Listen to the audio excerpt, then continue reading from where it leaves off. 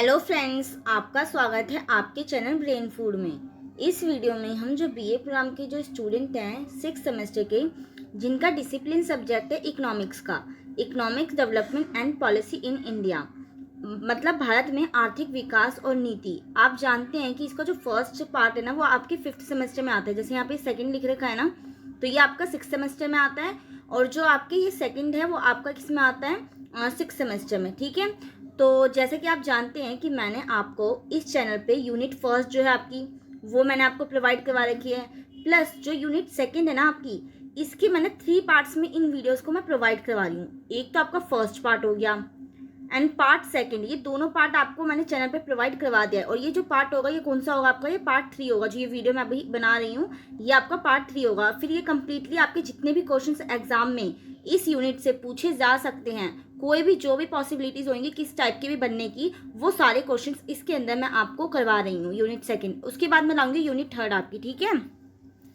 तो आइए भी, जैसे कि आप जानते हैं कि मैंने इसके अंदर आपको ये जो फर्स्ट क्वेश्चन है इसको कंप्लीटली करवा दिया है।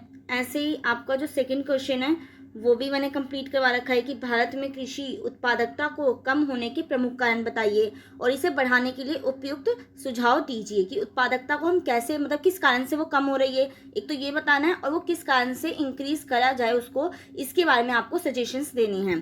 तो ये दोनों क्वेश्चंस मैंने आपको करवा दिए थे फर्स्ट पार्ट में आपके। ठीक है, ऐसे जो आपका पार्ट थर्ड था ना, उसके अंदर पार्ट थर्ड के अंदर ये क्वेश्चन को आया था कि भू सुधार से आप क्या समझते हैं, भू सुधार से क्या आशय है, और इसके मतलब इसको सुधारने के लिए सरकार ने क्या क्या कार्यक्रम चलाए थे, उनके बारे में हमने इसमें डिस्कस किया था। ये वाला थोड़ा सा क्वेश्चन जो था वो थोड़ा लेंदी था, दैट्स वाई इसको मैंने सिर्फ पार्ट सेकेंड में इन्हीं क्वेश्चन को मैंने आपको प्रोवाइड करवाया था। अब जो आपका पार्ट थर्ड होगा उसके अंदर 2 क्वेश्चन होंगे, मैं कोशिश करूंगी वो दोनों क्वेश्चन आपके पार्ट थर्ड में कंप्लीट हो जाएं। ये मैं आपको ओवरव्यू इसलिए दे रही हूँ कि हाँ, आपको पढ़ने में थोड़ा इंटरेस्ट आए, कि आपको पता चले कि हम क्या क्या कंप्लीट करते हुए जा रहे हैं।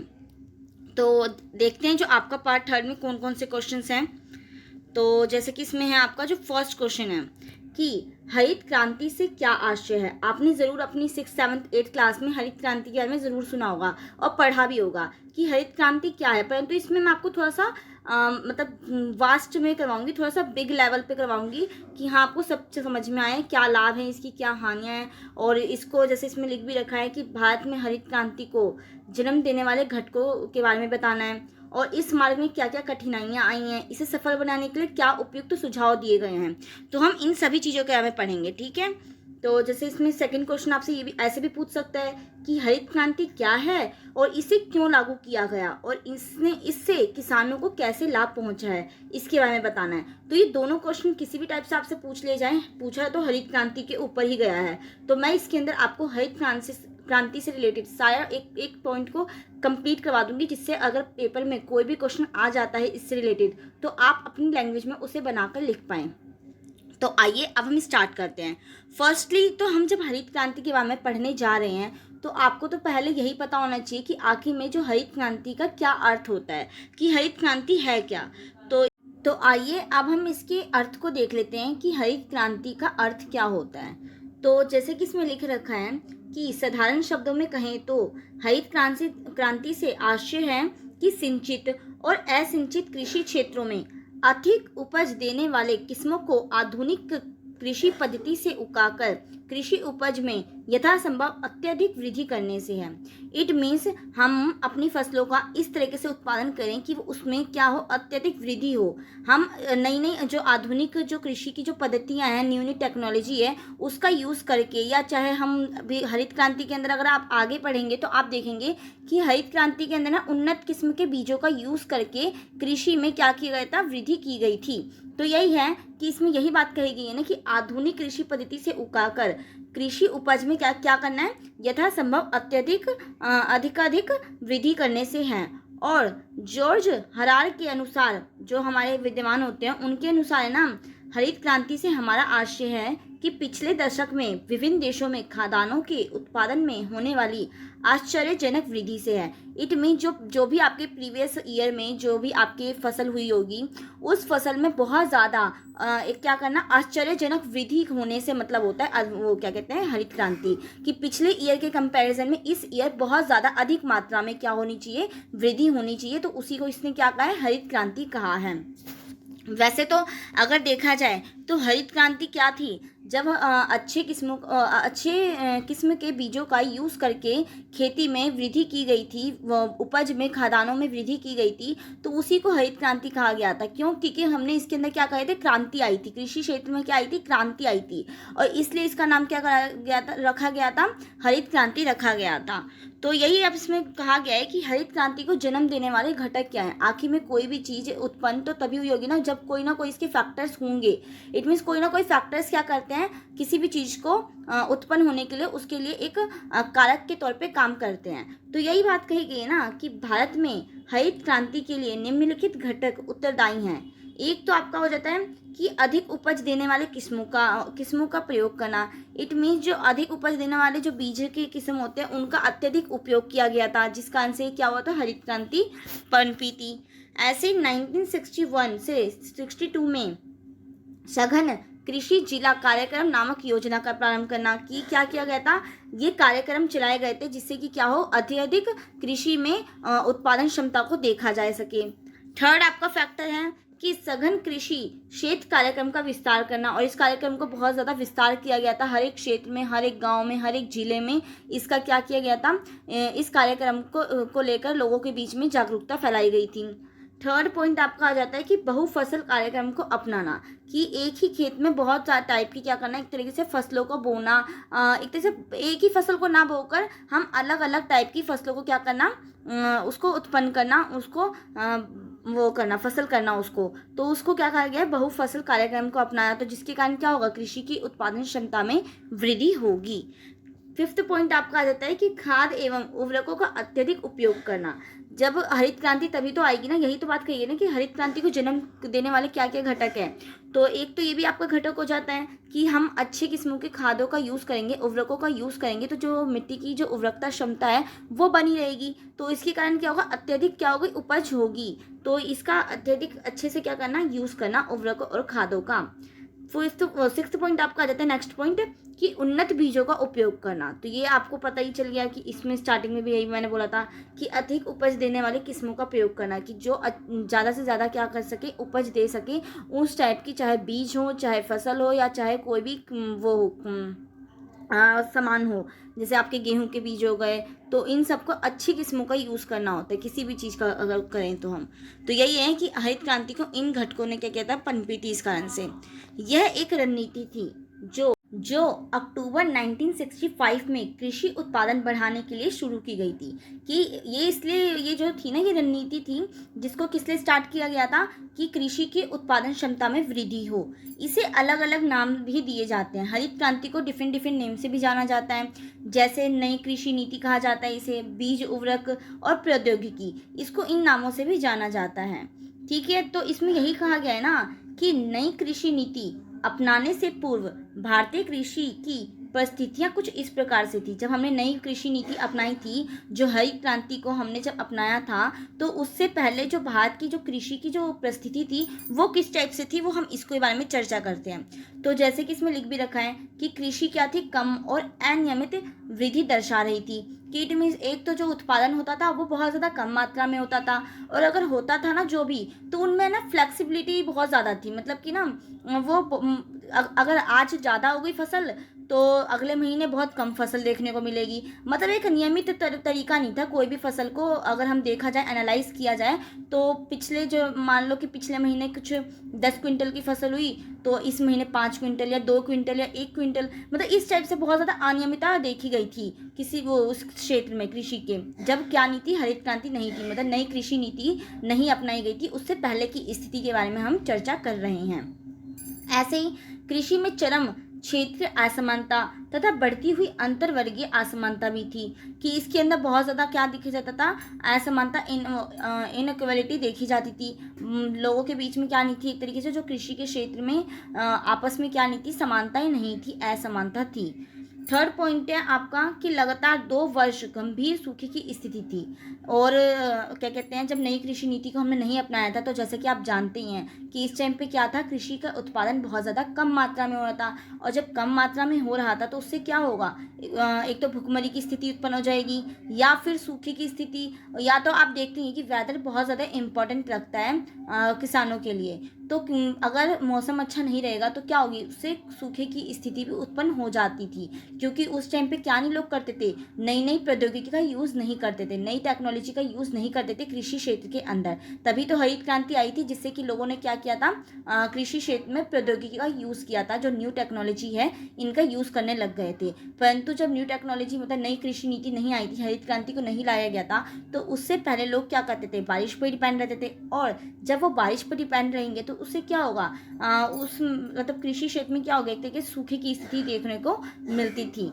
नेक्स्ट आपका है कि पाकिस्तान के साथ भारत का युद्ध चल रहा था। और जो नई कृषि नीति के आने से पहले क्या था, एक तो पाकिस्तान के साथ भारत का युद्ध था, और इस स्थिति को सुधारने के लिए हरित क्रांति को अपनाया गया था। तो आप देख सकते हैं कि जो 4 स्थितियां थी हमारी, किससे पहले थी, नई कृषि नीति को अपनाने से पहले हमारी जो कंडीशन थी कृषि के क्षेत्र में, वो इस टाइप से थी। अब इनको सुधारने के लिए क्या किया गया था, इसी स्थिति को सुधारने के लिए हरित क्रांति को अपनाया गया था। और भारत में खाद्यान्न आपूर्ति जैसी महत्वपूर्ण मद के लिए विदेशी मदद पर निर्भर न रहने का निर्णय लिया था।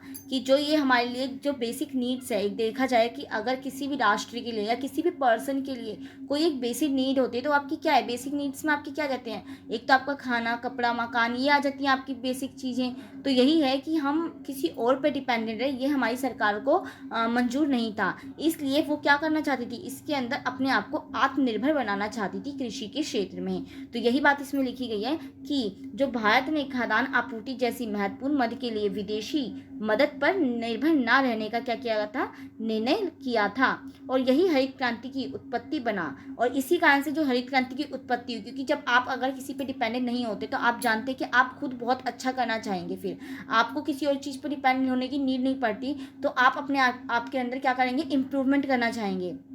तो वैसे ही सरकार ने अभी हमारी किया था कि उन्होंने क्या निर्णय लिया था कि हम विदेशी लोगों का, विदेशी उसका मदद नहीं लेंगे, विदेशियों की मदद नहीं लेंगे इस काम के लिए। तो उन्होंने क्या किया, फिर इसके अंदर अपने आप को सुधारने के लिए क्या लाई गई, तो इसी कारण से क्या हुआ, हरित क्रांति का एक तरीके से जन्म हुआ। तो यही हुआ कि जो एक जैव रासायनिक प्रौद्योगिकी थी, जिसके द्वारा उत्पादन की वैज्ञानिक विधियों का उपयोग करके प्रति एकड़ उत्पादन को क्या किया था, बढ़ाया जाना था। तो यही बात थी कि इसके अंदर हमने फिर वो किया। और ये जो प्रौद्योगिकी थी, ये वैज्ञानिकों के उपयोग के जब इसके अंदर देखा गया, तो इससे क्या हुआ, इससे यही कहा गया ना कि जिसके द्वारा क्या हुआ था, उत्पादन की वैज्ञानिक विधियों का उपयोग करके हमने क्या किया, 1 प्रति एकड़ उत्पादन को बढ़ाया था। कि जितनी भी 1 एकड़ ज़मीन में जितना उत्पादन होता था, उससे 4 गुना या 3 गुना या 2 गुना क्या होने लग गया था, उत्पादन होने लग गया था। तो ये किस कारण से पॉसिबल हो पाया था, जो न्यू प्रौद्योगिकी होती है, हमारी जो न्यू टेक्नोलॉजी है, जब हम उसको कृषि के क्षेत्र में लेके गए, तो इस कारण से ये चीज़ होना क्या हो पाया था, संभव हो पाया था। आज भी आप देखते हैं कि अगर कृषि क्षेत्र में अब तो ड्रोन का भी यूज़ किया जाने लग गया। आपने ज़रूर टीवी में ये न्यूज़ सुनी होगी बहुत टाइम पहले, कि ड्रोन के मदद से खेतों में वो बीज छिड़काव किया जा रहा है, या फिर खाद और उर्वरकों का छिड़काव किया जा रहा है, या फिर सिंचाई के लिए भी बहुत डिफरेंट टाइप से क्या की जाने लग गई हैं, न्यू टेक्नोलॉजी का यूज़ किया जाने लग गया है। तो जब हरित क्रांति नहीं थी ना, तो उससे पहले तो लोग पुरानी विधियों का यूज़ करते थे, जो आप जानते हैं कि खेतों से मान लो कि सिंचाई करनी होती थी, तो वो भी लोगों के थ्रू होती थी। परंतु आज के टाइम में कृषि के क्षेत्र में जब से प्रौद्योगिकी आई है, तो इस कारण से क्या हुआ है, एक तो उत्पादन की क्षमता में वृद्धि हुई है, उत्पादन क्या हुआ है, वृद्धि हुई है उस क्षेत्र में। ऐसे अब हम देखते हैं हरित क्रांति के लाभ क्या हैं। ठीक है, इनके हम प्लस पॉइंट को देखते हैं। एक तो क्या हुआ, हरित क्रांति के कारण आय में वृद्धि हुई है।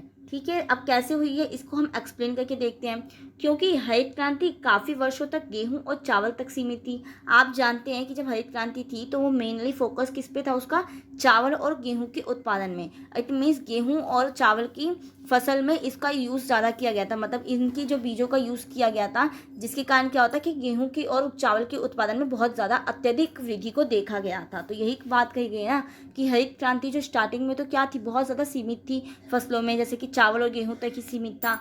इसलिए इसका लाभ पंजाब, हरियाणा, पश्चिम उत्तर प्रदेश और आंध्र प्रदेश जैसे गेहूं और चावल उत्पादक क्षेत्रों को हुआ था। इस कारण से इसका जो लाभ था, जिन क्षेत्रों में ये उत्पादन किया जाता है, जैसे आप जानते हैं कि कॉफ़ी के लिए अब आपका जो साउथ एरिया होता है वो बहुत ज़्यादा फेमस होता है, तो वैसे ही हर क्षेत्र में अलग अलग चीज़ों का एक तरीके से उत्पादन किया जाता है। जैसे कि कॉफ़ी का जो सबसे बड़ा उत्पादक जो राज्य है हमारे भारत का, वो कर्नाटक का है। तो उसी टाइप से मान लीजिए कि गेहूं के लिए पंजाब, हरियाणा, इस सब में ज़्यादा से ज़्यादा इन क्षेत्रों में क्या किया जाता है, उत्पादन किया जाता है। तभी तो जब वो जो थे गेहूं और जो चावल के जो उन्नत बीज थे, जब इनका उपयोग किया जाने लग गया, तो इन क्षेत्रों को ही ज़्यादा क्या मिला था, एक तरीके से फ़ायदा हुआ था। और इन राज्यों में किसानों की आय तेजी से बढ़ी थी, और तभी वहाँ के जो जितने भी किसान थे, चाहे आपके पंजाब के हो गए, हरियाणा के हो गए, या फिर यूपी या आंध्र प्रदेश, इन क्षेत्रों में जो भी किसानों ने खेती करी थी, उन सबकी आय में इंक्रीमेंट देखा गया था। इस कारण से कहा गया है कि जो वो है हरित क्रांति के लाभ में, कि इन्होंने क्या की थी, एक तरीके से आय में बढ़ोतरी हुई थी हरित क्रांति के वजह से।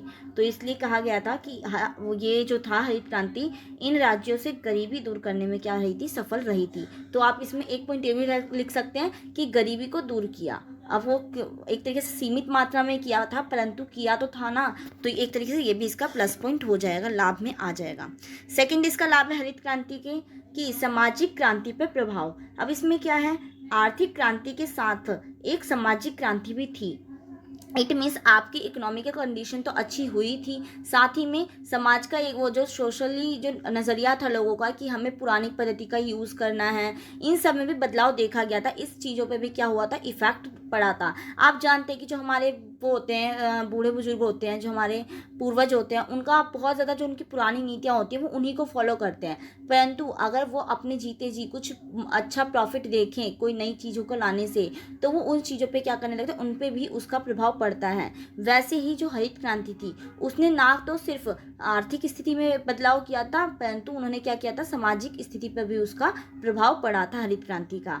इसने पुरानी सामाजिक मान्यताओं और रीति रिवाजों को नष्ट किया कर दिया था। जैसे कि आप जानते हैं कि पहले के जो लोग होते थे, वो सिर्फ ओनली जो पुरानी पद्धति होती थी कृषि की, कि हमें इसी टाइप से बीज को बोना है, या फिर हमें क्या करना है, खादों का यूज़ करना है, सिंचाई इस टाइप से करनी है, तो लोग पहले उसी टाइप की चीज़ों को फॉलो करते थे। परंतु जब हरित क्रांति आई, और हरित क्रांति के आने की वजह से एक तो क्या हुआ, जो वो थे फसल थी उनमें उसका इंक्रीमेंट देखा गया था, कृषि उत्पादन क्षमता में इंक्रीमेंट हुआ था। तो इससे क्या हुआ था, एक तरीके से रीति रिवाज क्या हो गए थे, नष्ट हो गए थे, पुराने रीति रिवाजों को नष्ट कर दिया गया था। और फिर कृषि के क्षेत्र में क्या किया गया था, न्यू टेक्नोलॉजी का यूज़ किया जाने लग गया था। तो इसके अंदर यही है, और लोग प्रौद्योगिकी, बीज और उर्वरकों के परिवर्तन को स्वीकार करने के लिए क्या हो गए थे, तैयार हो गए थे। चाहे वो टेक्नोलॉजी का यूज़ करने से हो, या फिर नई नई जो बीजों का यूज़ करना हो गया, अच्छी किस्म के बीजों का, या जो मार्केट में आजकल आप देखते हैं कि खाद और उर्वरक कितने महंगे और मतलब नई नई वैरायटी के मिलते हैं डिफरेंट डिफरेंट टाइप से।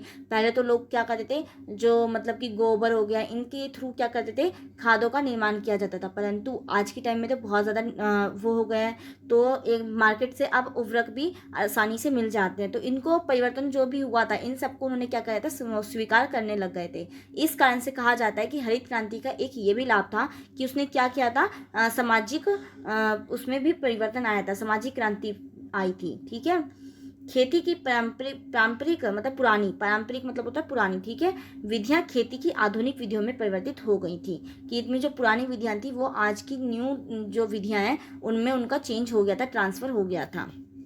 थर्ड इसका लाभ है किसका, हरित क्रांति का लाभ, रोजगार में वृद्धि। अब इसने रोजगार में वृद्धि कैसे करी थी, क्योंकि जब अगर फसल अच्छी होगी, फसल का उत्पादन अच्छा होगा तो उससे क्या होगा, लोगों की अधिक से अधिक ज़रूरत भी पड़ेगी। तो इस कारण से क्या हो गए थे, लोगों को एक तरीके से काम धंधा मिलने लग गया था, लोगों को रोजगार मिलने लग गया था, जिस कारण से क्या होता है, रोजगार में वृद्धि हुई थी। तो इस टाइप से हम इसको लेकर चल सकते हैं। बाकी मैंने आपको एक्सप्लेनेशन भी बहुत अच्छी लिख रखी है कि हरित क्रांति की वजह से, मैं आपको पहले अपने लैंग्वेज में इसलिए बता देती हूँ ना कि आपका भी माइंड उसी टाइप से ओपन रहे जिस टाइप से मैं सोचती हूँ कि हाँ आखिर में हरित क्रांति आई थी तो रोजगार में कैसे वृद्धि हुई। रोजगार में वृद्धि तभी तो होगी ना जब उसके अंदर आपका कोई ना कोई मतलब काम बढ़ जाएगा। अगर आपकी फैक्ट्री में आज 10 लोग काम करते हैं और 10 लोगों के लिए ना 500 लोग बहुत मतलब इनफ है, 10 लोग उन 500 लोगों को हैंडल कर लेते हैं। परंतु अगर आपकी दुकान में बहुत ज़्यादा भीड़ बढ़ जाती है, त्योहारों के टाइम पे बहुत ज़्यादा भीड़ बढ़ जाती है, फिर 1000-2000 इस टाइप से लोगों का आने लग जाते हैं,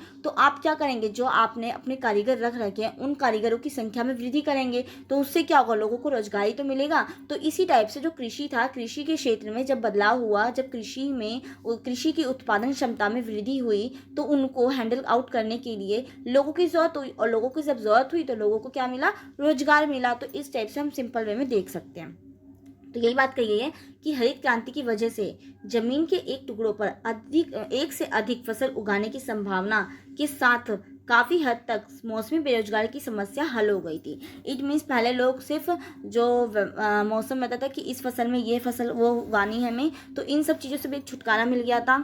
और लोग क्या करने लगे थे, एक ही ज़मीन के टुकड़े पे बहुत से अधिक क्या करने लगे थे, फसलों का उत्पादन करने लग गए थे, जिससे कि उनको क्या मिल गया था, रोजगार मिल गया था। तो इसने इस वे में कहा गया है कि जब हम एक से अधिक फसलों का उत्पादन करने लग जाएंगे और हम बिना मौसम का वेट किए करने लग जाएंगे, जैसे कि आप पहले लोगों को सुनते होंगे कि जो किसान लोग होते हैं ना वो 6 महीने काम करते हैं और 6 महीने बैठते हैं, साल के मतलब 6 महीने उनका काम रहता है और 6 महीने फिर वो बैठते हैं, फिर उनके पास कोई भी काम धंधा नहीं रहता। परंतु जब नई टेक्नोलॉजी आई, मतलब नई टेक्नोलॉजी नहीं बोलूँगी, जब हरित क्रांति आई तो क्या हुआ था, कृषि के क्षेत्र में जब हरित क्रांति आई तो उससे लोग क्या करने लगे थे, एक ही जमीन के टुकड़े पे डिफरेंट टाइप से खदानों का बोने लग गए थे। तो उस कारण से न्यू टाइप्स की जो इतने भी क्या होने लग गए थे, खदान उपलब्ध हो गए थे, जिसके कारण क्या होता है, मौसमी बेरोजगारी की जो समस्या थी वो हल हो गई थी। जब लोग मौसमी बेरोजगारी की समस्या खत्म हो जाएगी तो उससे क्या होगा, लोगों को रोजगारी तो मिल रहा है ना, क्योंकि लोगों को अब 6 महीने काम करके 6 महीने नहीं बैठना पड़ रहा था, फिर वो पूरे साल क्या कर रहे थे,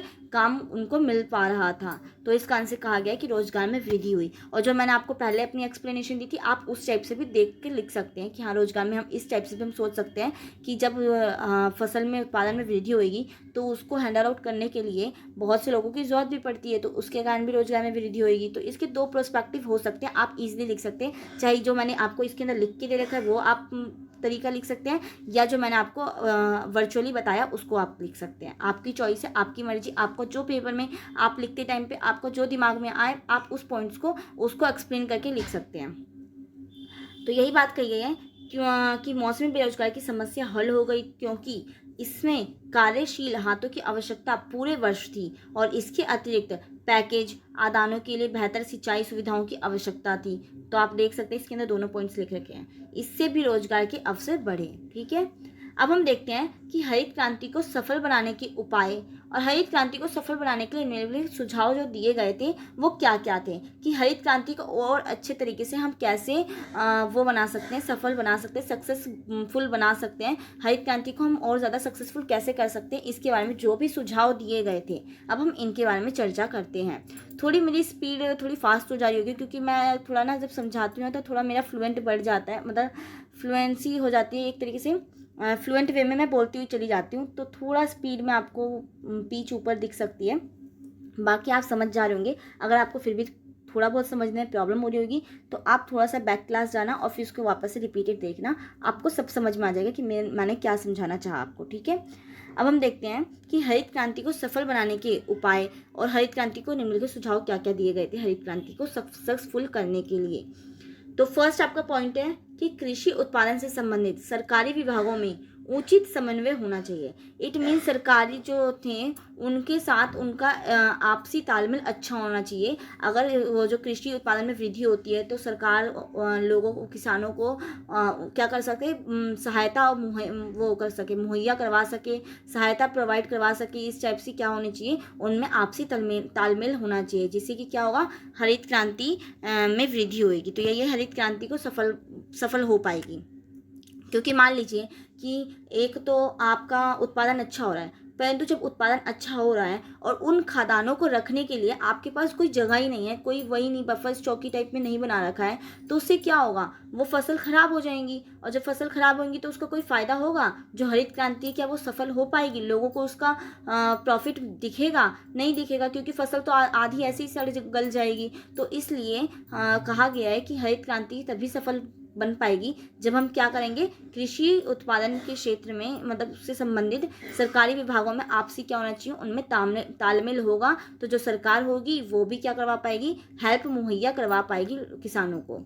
नेक्स्ट है हरित क्रांति को सफल बनाने के लिए कि उर्वरकों के वितरण की व्यवस्था होनी चाहिए। कि जो उर्वरक है, जो खाद है, लोग उसको, जो किसान होते हैं, कई लोगों को इनके बारे में नॉलेज होती ही नहीं है। तो इसलिए कहा गया है कि इनको वितरण की एक व्यवस्था होनी चाहिए कि सभी लोगों में ये क्या हो, जो सभी किसान हैं जो खेती कर रहे हैं उनमें इसकी जो मात्रा है, जो उर्वरक है, वो आसानी से इसका क्या किया जा सके, वितरण किया जा सके, बांटी जा सके, डिस्ट्रीब्यूट हो सके। तो इस टाइप की भी कोई ना कोई क्या की जानी चाहिए, एक क्या कहते हैं, एक तरीका इसको अपनाया जाना चाहिए कि जिससे कि क्या होगा। तो ये सुझाव दिया गया था कि उर्वरकों के वितरण की एक अच्छी व्यवस्था की जानी चाहिए। तो ये भी एक उनका सुझाव था हरित क्रांति को सफल बनाने के लिए। नेक्स्ट था कि उर्वरकों के प्रयोग में के बारे में किसानों को उचित प्रशिक्षण सुविधाएं उपलब्ध होनी चाहिए। कि क्या करना चाहिए, उर्वरकों के बारे में, जैसे कि मैंने आपको बताया कि किसानों को इसके बारे में नॉलेज कम होती है, तो कहा गया है ना कि इसके बारे में अच्छी लोगों को, किसानों को इसके बारे में जागरूक किया जाना चाहिए कि जो उर्वरक है वो खेती के लिए कितने ज़्यादा इंपॉर्टेंट है। अत्यधिक मात्रा में नहीं, परंतु थोड़े बहुत इनका यूज़ किया जाना चाहिए कि जो फसल है उसको क्या किया जा सके, कीटनाशकों से बचाया जा सके, कीटनाशक अपनी हमारी फसल को ना खा पाए, इसके बारे में उनको प्रशिक्षण दिया जाना चाहिए। तो एक ये भी सुझाव दिया गया है कि हरित क्रांति तभी सक्सेसफुल हो पाएगी। आप मान लीजिए आप अच्छी किस्म का यूज़ कर रहे हैं, बीजों का यूज़ कर रहे हैं, सिंचाई की नई टेक्नोलॉजी का यूज़ कर रहे हैं और जुताई अच्छी तरीके से कर रहे हैं, परंतु अगर वो फसल उग कर और उसको कीटों खा जाएं, कीट पतंगे खा जाएं, तो कोई फ़ायदा होगा उनका यूज़ वो अच्छा होने का? नहीं होगा। हरित क्रांति तो इस तरीके से क्या हो जाएगी, असफल हो जाएगी। इसलिए कहा गया है कि इनको जो उर्वरक है, उर्वरकों की अच्छे से क्या की जाना चाहिए, किसानों के अंदर प्रशिक्षण दिया जाना चाहिए कि किसान क्या हो, इसके बारे में अवेयर हो, जागरूक हो, उनको इस चीज़ की नॉलेज हो कि हम अपनी फसल को किस टाइप से क्या कर सकते हैं, बचा सकते हैं।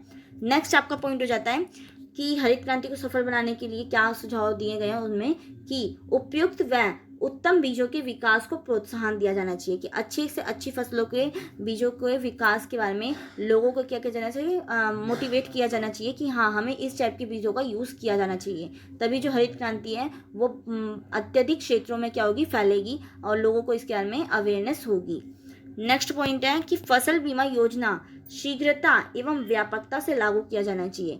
कि फसल बीमा योजना क्या हो जाएगा, कि मान लीजिए कि आपकी फसल किसी भी कारण से, चाहे वो आपकी प्राकृतिक आपदा हो जाए, बाढ़, भूकंप, सुनामी या फिर कीट पतंगी या कुछ भी हो जाए, तो उसके कारण अगर फसल आपकी खराब हो जाती है तो लोगों को इसके बारे में भी वो किया गया है, अवेयर कराने की वो कही गई है, सुझाव दिया गया है कि फसल बीमा योजना लोगों के बीच में क्या की जाए, लागू की जाए, जिससे कि क्या हो, अगर फसल नुकसान होता है, जैसे आप LIC करवाते हैं, है ना, लाइफ जीवन बीमा, तो वो भी तो आपकी लाइफ से रिलेटेड होता है ना, कि अगर आपको कुछ भी प्रॉब्लम होगी या डेथ के बाद, या हेल्थ इंश्योरेंस भी होता है कि अगर आपको चोट लग जाती है तो जो कंपनी होती है वो पूरा का पूरा क्या करती है, मुआवजा देती है, खर्चा वही उठाती है। तो इस टाइप से फसल बीमा भी होता है कि अगर आपकी फसल को कुछ भी नुकसान होता है तो उसकी भरपाई कौन करेगी, सरकार करेगी। तो क्या है, हरित क्रांति को अगर सफल बनाना है तो लोगों को इसके बारे में भी अवेयरनेस होनी चाहिए, उनको नॉलेज होनी चाहिए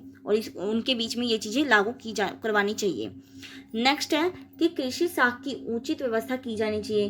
कि कृषि साख क्या हो जाता है, कि कृषि के लिए जो लिया गया एक तरीके से ऋण होता है, ठीक है, जो आप कर्जा लेते हैं ना, कर्जे को ही हमने क्या कहा है, साख कहते हैं। अगर किसी बच्चे को साख का मतलब नहीं पता होगा तो कर्जा कह लीजिए आप, या फिर जो ऋण बोलते हैं हम, उसे कह लीजिए।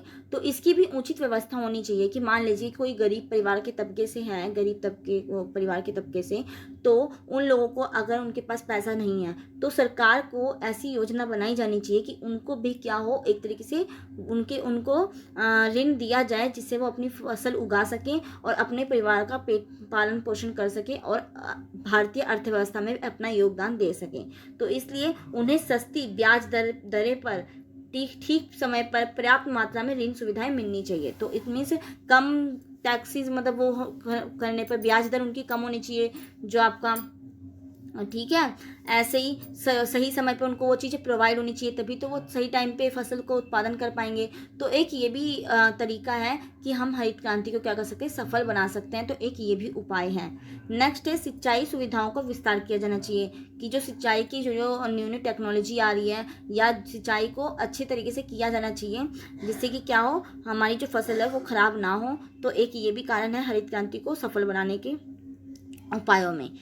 नेक्स्ट है भूशरण में होने वाली क्षति की रोकथाम के उचित प्रयत्न की जाने चाहिए कि जो भूमि का जो शरण हो रहा है, आप जानते हैं कि अगर एक टाइम पे अगर आप कोई फसल बो देते हैं तो उसके बाद कुछ टाइम के लिए आपको जो भूमि है उसको परती छोड़ना पड़ता है। तो वही बात है ना कि बहुत ज़्यादा क्या हो रहा है, भूमि का एक तरीके से शरण हो रहा है, उनको नुकसान किया जा रहा है, उनका अत्यधिक शोषण किया जा रहा है भूमि का। तो इससे भी उसके ऊपर भी क्या की जानी चाहिए, रोकथाम की जानी चाहिए जिससे कि क्या हो, हरित क्रांति एक तरीके से वो उसको सफल किया जा सकेगा हम, ठीक है। अगर मान लीजिए कि बहुत ज़्यादा भूमि का शरण होगा, भूमि अनुपजाऊ होती चली जाएगी तो फिर आने वाले समय में हम खेती नहीं कर पाएंगे। तो इस कारण से इन चीज़ों का भी ध्यान रखा जाना चाहिए कि जो वो है भूमि है उसकी उर्वरकता शक्ति बनी रहे हमेशा, ठीक है। नेक्स्ट पॉइंट है हरित क्रांति को सफल बनाने के सुझाव में कि कृषि उपज के विपणन की उचित व्यवस्था होनी चाहिए कि आपने को मैंने ऊपर भी बताया था कि कृषि विपणन क्या होता है, ठीक है।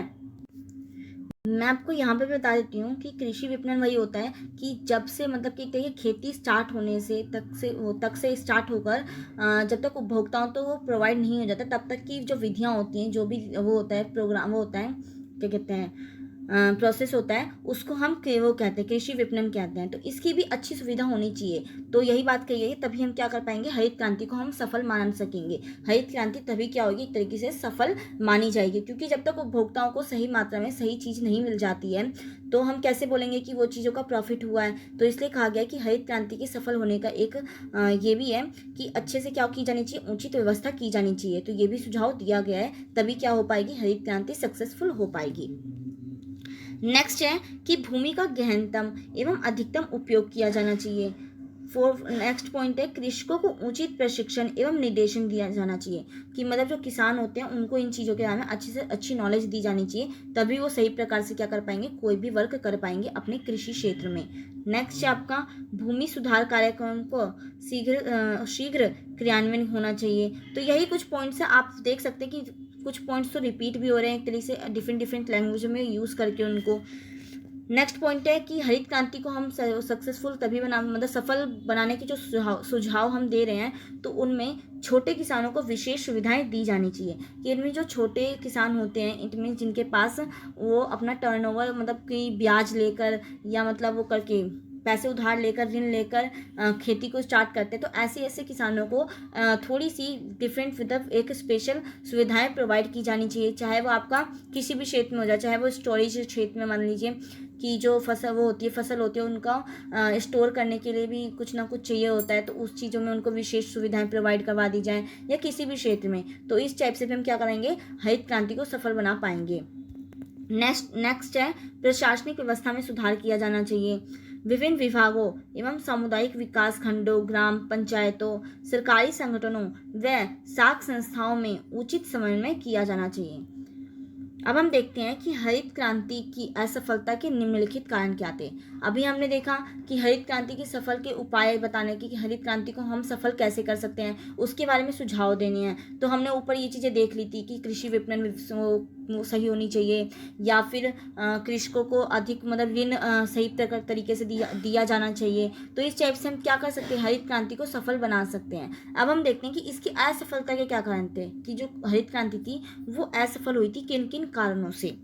तो एक तो फर्स्ट पॉइंट आपका हो जाता है कि वो जो थी हरित क्रांति, कृषि क्रांति का प्रभाव केवल कुछ ही फसलों जैसे गेहूं, ज्वार, बाजरा तक ही सीमित रहा था। तो इस कारण से इसको असफल माना जाता है, क्योंकि जो ये हरित क्रांति थी आई, ये सिर्फ ओनली कुछ टाइप की फसलों पर ही क्या कहे गए थे, इसने अपना इफेक्ट दिखाया था। चाहे जैसे कि गेहूं की फसल हो गई, ज्वार की हो गई, चावल की हो गई, तो इन्हीं फसलों पे इसका एक तरीके से प्रभाव देखने को मिला था। गन्ना, कपास, तिलहन जैसे कृषि पदार्थों पर इसका कोई भी प्रभाव नहीं पड़ा था। तो इस कारण से इसको क्या कहा जाता है कि ये एक तरीके से असफल हो गई थी हरित क्रांति, कि सभी खदानों में ये क्या नहीं हुई थी, सफल नहीं हुई थी।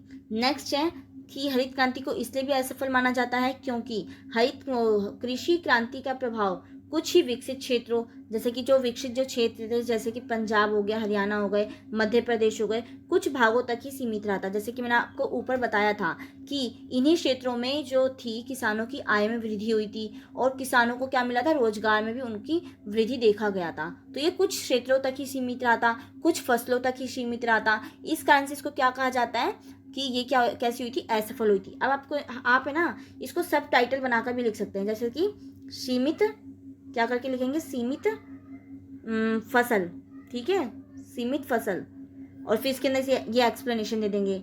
फिर आपका सेकंड पॉइंट आ जाएगा आपका सीमित क्षेत्र, कि ये कैसी रही थी, कुछ ही क्षेत्रों तक सीमित रही थी और वहीं के किसानों को क्या मिला था, प्रॉफिट मिला था। अब थर्ड पॉइंट है हरित क्रांति की असफलता में, कि भारत में कृषि क्रांति से केवल बड़े किसान ही लाभ प्राप्त कर सके थे, क्योंकि छोटे किसानों को इसका प्रॉफिट इसलिए नहीं मिल पाया था क्योंकि वो इन टाइप के जो बीज थे उसको खरीदने में क्या थे, असक्षम थे। उनमें इतनी एबिलिटी नहीं थी कि वो उसको क्या कर सके, प्राप्त कर सकें, और ना ही वो खाद, उर्वरकों, इन सब चीज़ों का यूज़ कर पा रहे थे। जिस कारण से जो हरित क्रांति थी उसने क्या किया था, जो बड़े किसान थे उनकी रोजगार में वृद्धि हो गया या फिर आय में वृद्धि हुई थी।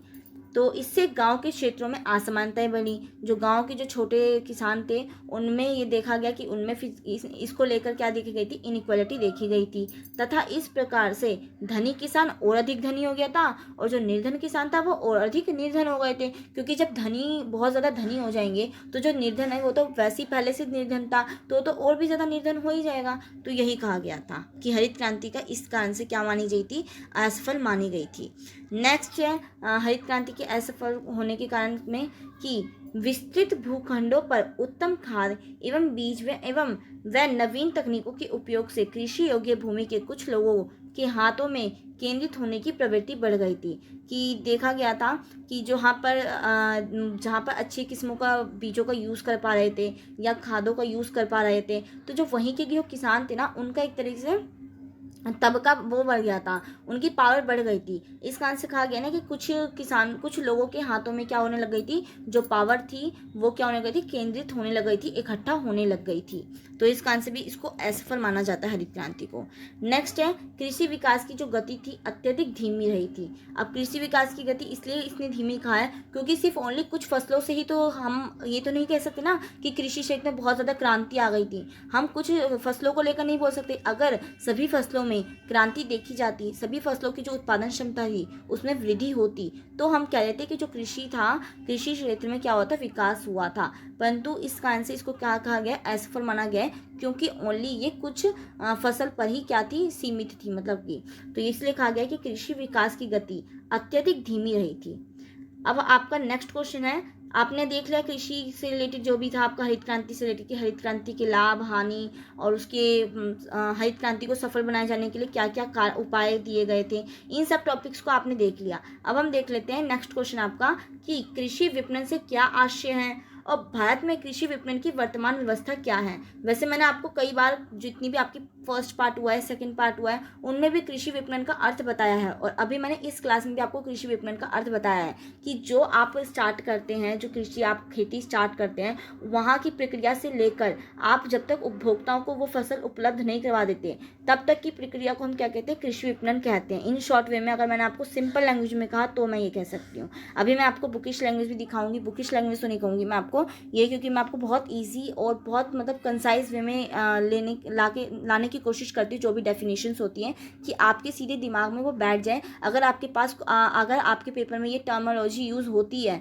तो आप इजीली इसके आंसर को फ्रेम कर पाएंगे, ठीक है।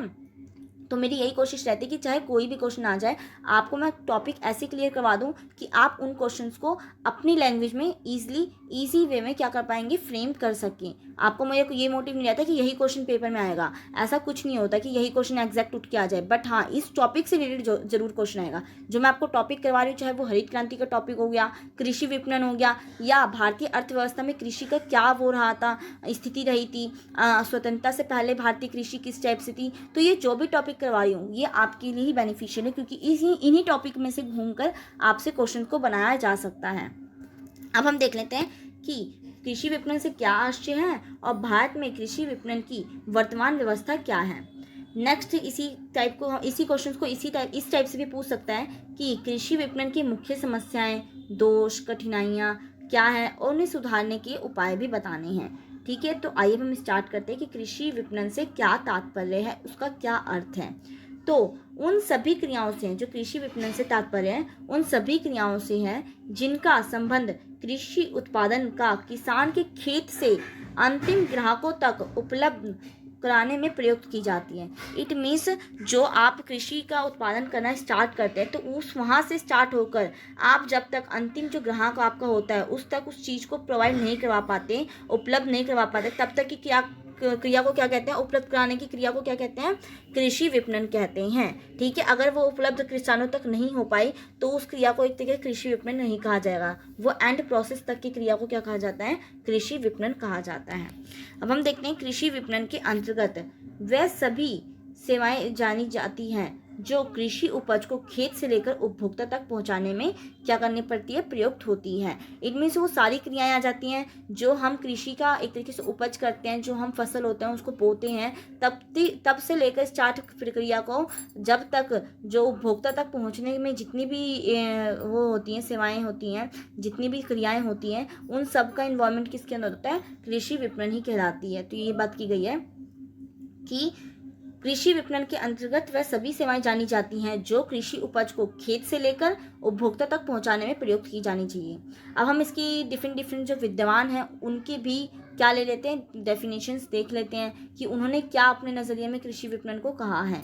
तो जो प्रो अबोट के अनुसार जो थे ना कृषि विपणन, उन्होंने कहा है ना कि जो कृषि विपणन के अंतर्गत उन समस्त क्रियाकलापों को सम्मिलित किया जाता है। इट मीन्स इसके अंदर सारी वो प्रक्रियाएं आती हैं जिनके द्वारा खाद्य पदार्थ एवं कच्चा माल उत्पादन क्षेत्र से उपभोक्ता तक पहुंचता है। इट मीन्स वे सारी क्रियाकलाप इसके अंदर इन्वॉल्व है। जब आप मान लीजिए कोई फसल बोते हैं, आपने गेहूं की फसल बोई, अब उसकी आप देख रेख कर रहे हैं, आप उसको स्टोर कर रहे हैं, आप उसको मार्केट में जाकर बेच रहे हैं, फिर मार्केट में आपने उसको बेचा तो फिर आपके जो थोक दुकानें हो गई वहाँ तक पहुँचा, फिर उन थोक दुकानों से जो छोटी छोटी जो रिटेल जो प्राइस की जो शॉप्स होती हैं उस तक गया, फिर वहाँ से लेकर जब ग्राहक उसको खरीदता है और उसका उपभोग करता है तब तक की समस्त जो क्रियाकलाप होते हैं, जितनी भी क्रियाएं हैं, चाहे उसको स्टोर करने से रिलेटेड हो गया या उसको बेचने से रिलेटेड हो गया, जितनी भी क्रियाएं हैं ये सारी किसके अंतर्गत आ सकती हैं, आपकी कृषि विपणन के अंतर्गत आ जाती हैं। तो इसी को इन्होंने क्या कहा है, प्रो अबोट के अनुसार ये इन्होंने माना है कृषि विपणन को,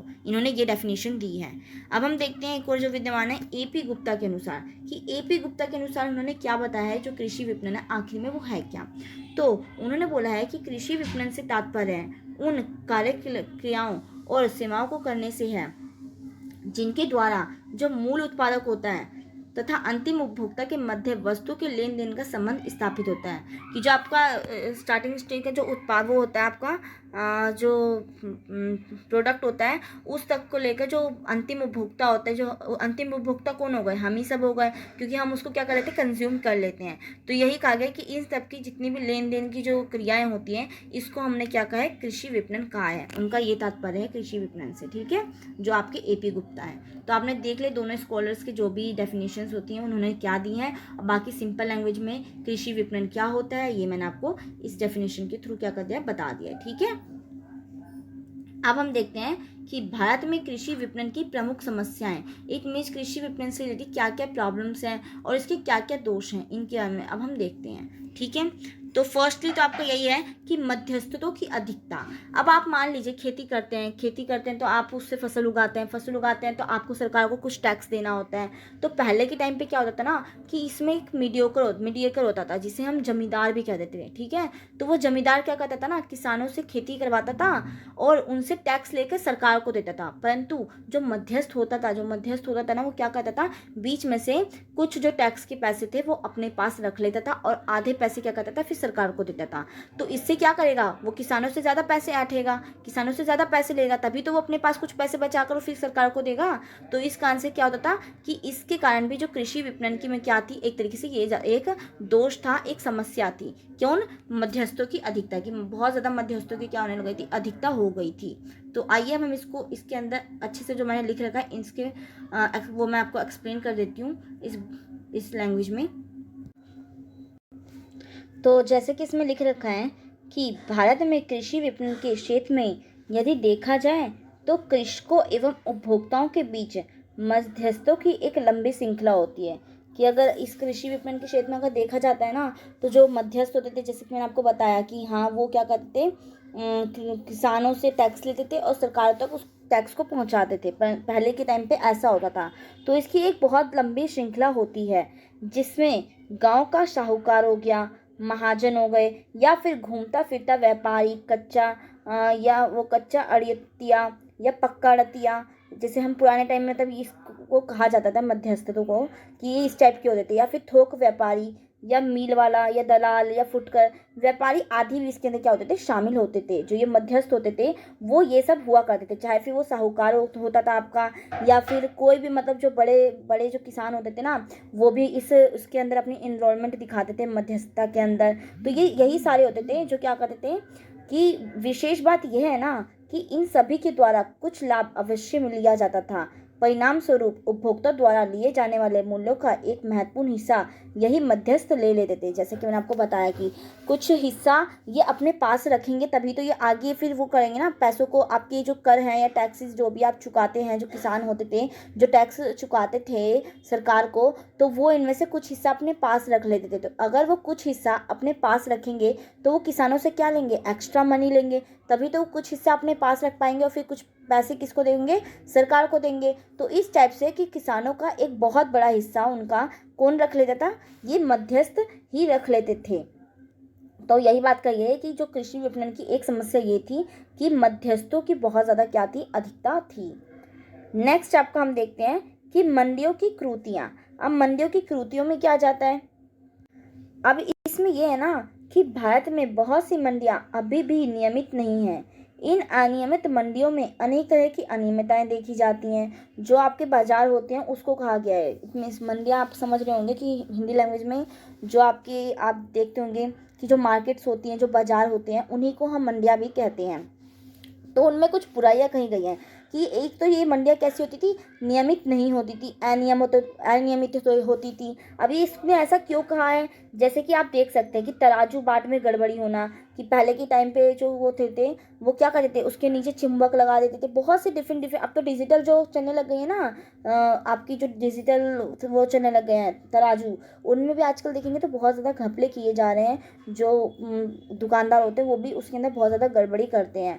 तो उसी टाइम पे पहले तराजू होते थे तो उसके अंदर गड़बड़ी होना, या फिर उपज के एक अच्छे भाग को नमूने के रूप में निकाल लिया जाना और मूल्य का निर्धारण करने वाले अड़तियों व क्रेताओं के हाथ में होना। तो मतलब इस टाइप की बहुत ज़्यादा अनियमितताएं देखी जाती हैं मंडियों के अंदर। इस टाइप की जो क्रूतियाँ हैं, जो बुराइयां हैं, वो छुपी हुई हैं, जिस कारण से क्या है, कृषि विपणन के अंदर दोष देखा जाता है।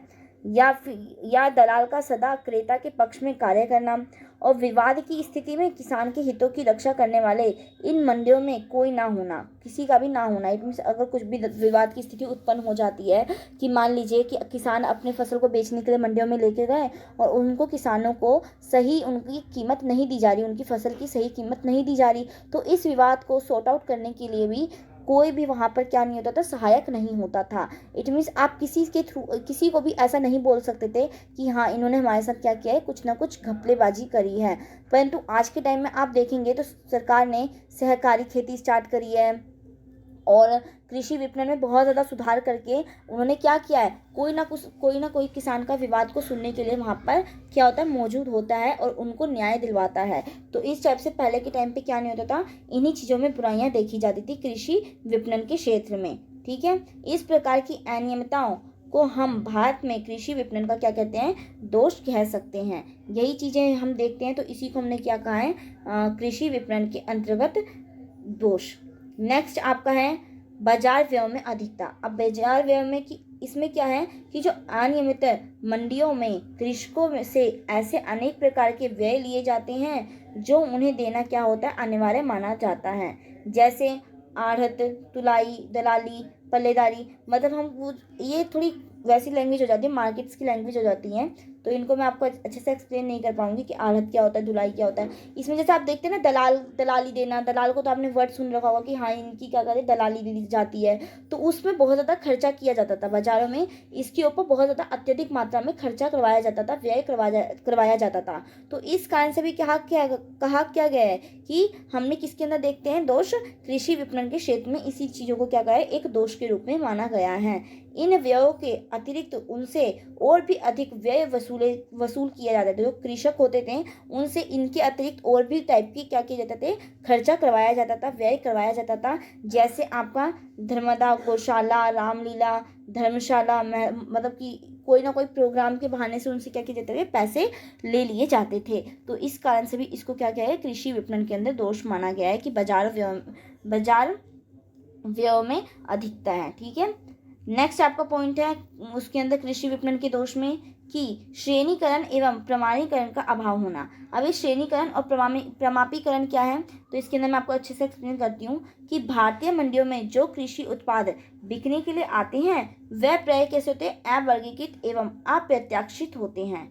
बहुत से कृषकों द्वारा जानबूझकर मिट्टी या अन्य ऐसी मिलावट करके वस्तु को बेचने के लिए लाया जाता है, जो परिणाम स्वरूप कृषक को अपनी उपज का मूल्य कम ही मिलता है। तो देखते हैं कि अब पहले के वो लोग किसान होते थे ना, वो क्या करते थे ना कि अच्छी किस्म के जो बीज होते थे, अगर आपके पास कम है तो पूरी जो किस्म के भी बीज होते थे ना, उनके साथ उन बीजों को क्या करते थे, फसल को मिला देते थे। मान लीजिए कि गेहूं की उत्पादन आपने किया, कुछ गेहूं तो आपके बहुत ज़्यादा हष्ट पुष्ट हुए, जो गेहूं के दाने हैं वो बहुत ज़्यादा हष्ट पुष्ट हुए, और दूसरे टाइप के जो वो हैं गेहूं के दाने, उनमें थोड़ी सी वो कैसे हुए, दुबले पतले से जो होते नहीं, आपने देखा होगा कि गेहूं के दानों में भी वैरायटीज़ देखी जाती हैं कि कमज़ोर टाइप के हुए। तो जो किसान लोग होते थे ना, वो उनको क्या नहीं करते थे ना, अलग अलग ना बेचकर वो क्या करते थे, उनको आपस में मिला देते थे। अब जब वो आपस में उनको मिला देंगे तो जब वो बेचने जाएंगे मंडी में अपने उत्पाद को, तो जो वहाँ के जो वो होंगे साहूकार या कोई भी हो गया, तो उनका क्या करते थे, वो कम रेट देते थे। क्यों? क्योंकि उनका जो वो था, उत्पाद का जो श्रेणी मतलब थी, उनकी जो क्वालिटी थी वो तो उन्होंने कम कर दी, उन्होंने उनके अंदर मिलावट करके उसकी क्वालिटी को गिरा दिया। तो परिणाम स्वरूप क्या होता था, किसानों को अपनी उपज का कम मूल्य ही मिलता था। और प्रमाणिक तौर पर देखा जाए तो देश में श्रेणीकरण एवं प्रमाणीकरण दोनों करने वाली संस्थाओं की क्या है, कमी है। तो इसलिए कहा गया है कि श्रेणीकरण का अभाव होना, क्योंकि अगर ये चीज़ें होंगी, अच्छी तरीके से पाई जाती, तो जो कृषक थे वो भी अपने जो उत्पाद होते होंगे, जो भी अगर अच्छी किस्म के जो उत्पाद हैं उनको अलग तरीके से बेचते, और जो बुरे किस्म के मतलब जो इतने अच्छे से क्या नहीं हो पाए हैं, जिनका उत्पादन अच्छे टाइप से नहीं हो पाया, जो क्या कहते हैं उन्नत किस्म के नहीं होंगे, उनको अलग टाइप से बेचेंगे। परंतु इसका अभाव है, इन संस्थानों का अभाव है, जो कि क्या है, कृषक इन चीज़ों से क्या होता है, एक तरीके से उनको इस चीज़ का हमें ज्ञान नहीं होता है। तो इस कारण से ये एक क्या है, कृषि विपणन का दोष है। अब हम नेक्स्ट देखते हैं भंडार सुविधाओं का अभाव, कि जो भंडार की जो सुविधाएं हैं इनका भी क्या होना, कमी होना, ये भी आपकी कृषि विपणन की एक समस्या है। जैसे कि मैंने आपको बताया था कि कृषि विपणन के अंदर आपकी वो सभी क्रियाएं आ जाती हैं, जब से लेकर आप एक खादान को क्या करते हैं, बोते हैं, जब से आप कृषि करते हैं उस क्रिया से लेकर आप उसको मंडी तक बेचने जाएंगे, उसका भंडारण करेंगे, उसको जब उपभोक्ता उसको खरीदेगा, उसका वो करेगा, वो करेगा, क्या कहते हैं, उसको कंज्यूम करेगा, तब तक की क्रिया को हम क्या कहते हैं, कृषि विपणन कहते हैं। तो उसी के अंदर अगर इसका दोष में हम देखा जाए तो भंडार सुविधाओं में अभाव होना, इट मीन्स जो भंडार की जो वो है फैसिलिटीज़ हैं, सरकार उनका क्या होना, उसमें कमी है, तभी कारण क्या होता है, हम कृषि विपणन के अंदर इसको दोष के रूप में लेते हैं। कि भारत में ऐसे भंडार जहां पर किसान अपनी उपज को कुछ समय के लिए रख सकें और भाव अपने हित में आने तक क्या कर सके, प्रतीक्षा कर सके। कि हाँ, उनको भी तो अपना देखना होता है ना कि प्रॉफिट हमें कब हो रहा है, हम तभी अपने अनाज को क्या करेंगे, बेचेंगे। परंतु अगर संरक्षित करने के लिए आपके पास भंडारण वो नहीं होगा, भंडारण घर नहीं होगा, तो आप उसका संरक्षण नहीं कर पाएंगे। आपको फिर जबरदस्ती उसको उस कम रेट पर ही क्या करना पड़ेगा, बेचना पड़ेगा। तो ये भी तो आपकी क्या है, कृषि विपणन के अंदर इसका दोष है कि क्या नहीं हो पा रहा, कृषि जो विपणन की जितनी भी क्रियाएं हैं उसको सुचारू रूप से हम नहीं कर पा रहे हैं जो किसान है। तो वही है कि भाव अपने हित में आने तक उसकी क्या करें, प्रतीक्षा करें। और बहुत गांव में किसानों को जो अपनी निजी भंडार सुविधाएं हैं उनमें रत्ती, कोड़े और मिट्टी व बांस के बर्तन बने आदि हैं। तो यही है कि जो गांव में उनको जो भंडार जो सुविधाएं उपलब्ध होती हैं उसके अंदर इतनी अच्छी तरीके से जो फैसिलिटीज होती हैं वो प्रोवाइड नहीं होती हैं, जिनमें कीटाणुओं एवं सीलन आदि से उपज की सुरक्षा नहीं हो पाती है। कि जो उनमें गांव में आप देखते होंगे कि आपने गेहूं को रखने के लिए बहुत बड़े बड़े टैंक होते हैं, और जिसे हम पता नहीं कोड़ा क्या कहते हैं, मुझे लैंग्वेज याद नहीं आ रही उसको क्या कहा जाता है, कुछ ऐसे टाइप के ना ड्रम टाइप में होता है। इसके अंदर है ना कैन टाइप में होता है, इसी के अंदर गेहूं रखा जाता है, कुछ भी मतलब आपका अनाज हो गया, चावल हो गया, कुछ भी। परंतु इसके अंदर आपको कीटनाशकों से तो आप उसकी सुरक्षा नहीं कर पाएंगे, आपको उसके अंदर दवाइयाँ रखनी होती थी। आप ये भी देखना, अगर जो बच्चा गाँव से रिलेटेड होगा उसको ज़रूर पता होगा इन चीज़ों के बारे में, जिनमें कीटाणु एवं सीलन आदि से उपज की सुरक्षा नहीं हो पाती है।